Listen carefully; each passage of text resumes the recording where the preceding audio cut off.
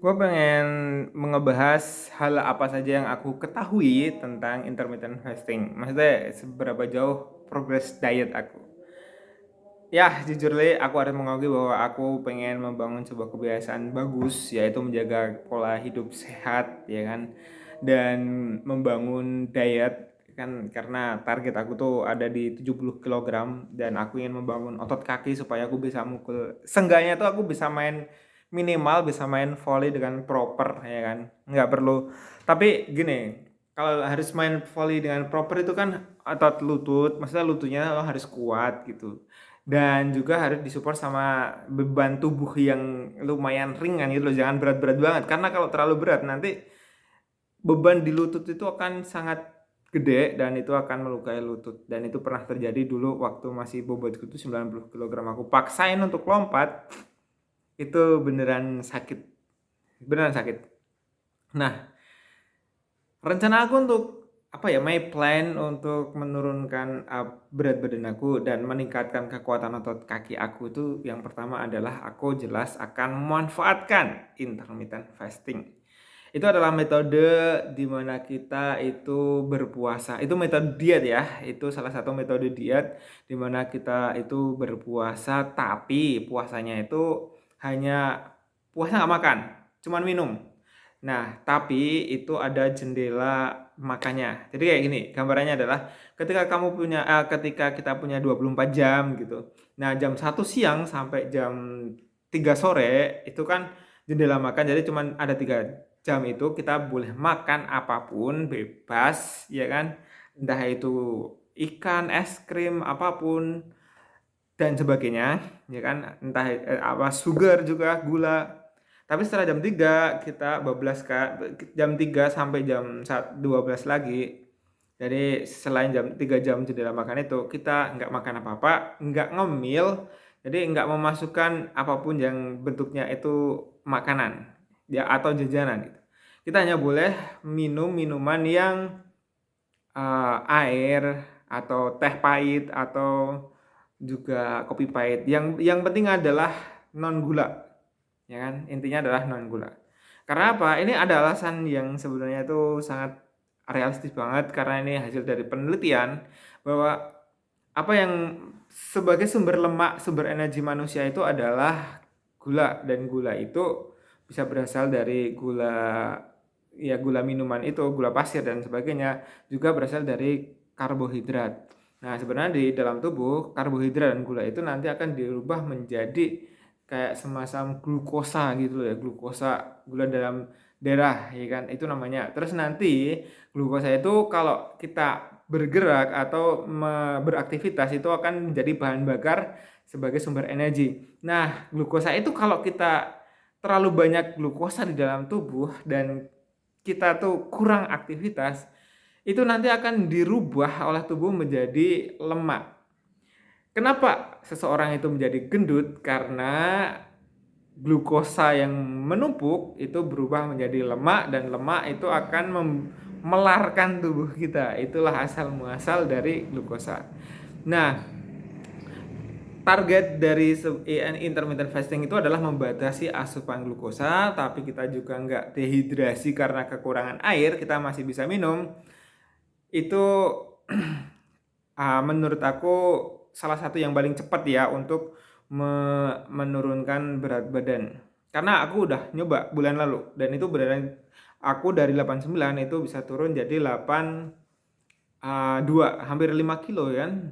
Lebih malah 5 kilo lebih. Itu dalam 1 bulan. Beneran dalam 1 bulan. It's only take 1 month.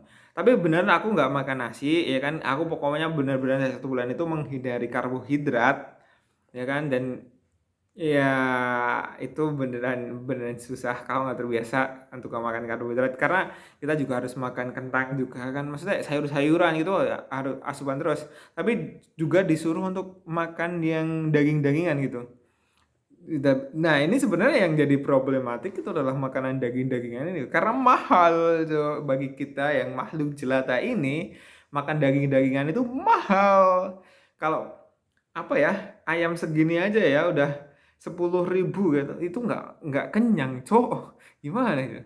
Jadi solusinya mungkin ke kentang-kentangan, umbi-umbian kayak gitu yang low karbohidrat. Karena kalau nasi itu bener-bener tinggi banget karbohidratnya. Teori yang dipakai di sini di intermittent fasting adalah defisit kalori. Defisit kalori boleh nih, maksudnya mengurangi. Karena jam makannya jelas cuman dalam 3 jam itu. Setelah itu nggak boleh makan lagi. Cuma boleh minum, minum, minum, minum. Efek yang eh, juga defisit defisit apa ya, glukosa ya, menurunkan gula darah ya kan.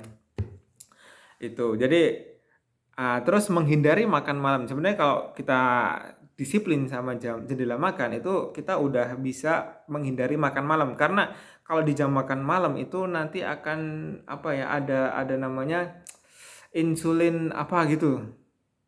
Jadi kayak insulin itu nggak bisa bekerja dengan maksimal untuk mengurai glukosa itu karena kita makannya di malam hari dan katanya itu benar. Jadi kayak insulin apa? Resisten insulin ya kan? Insulin resisten.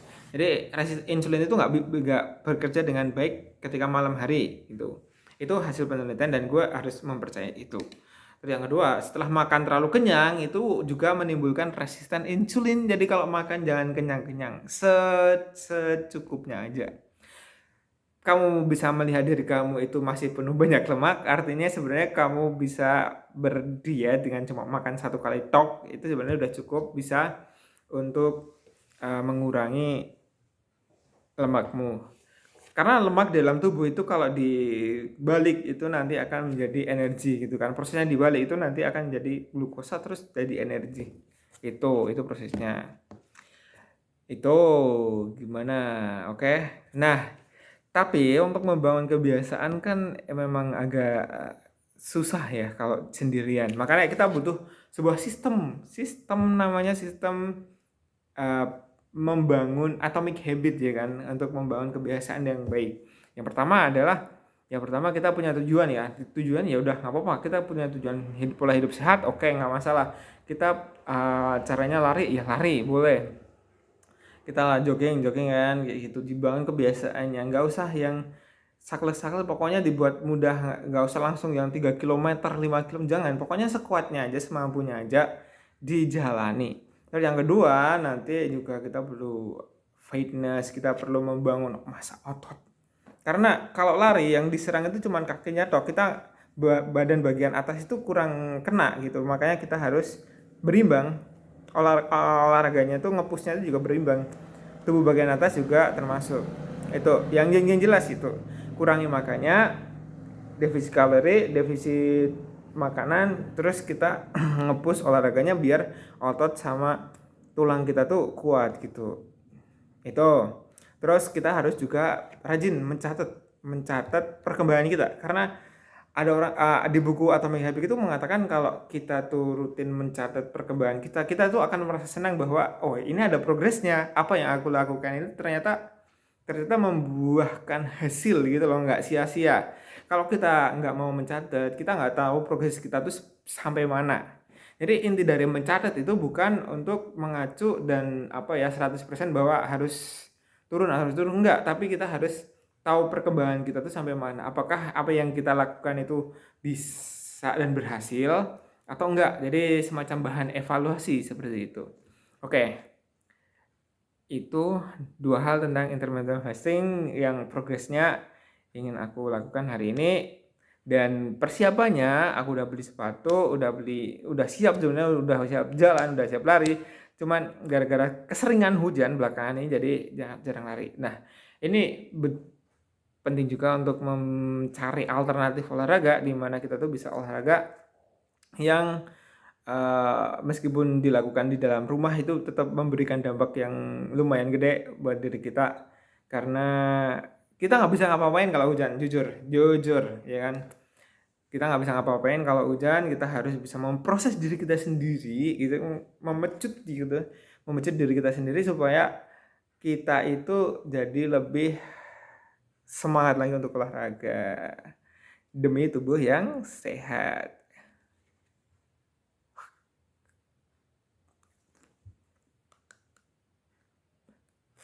Itu oke ya.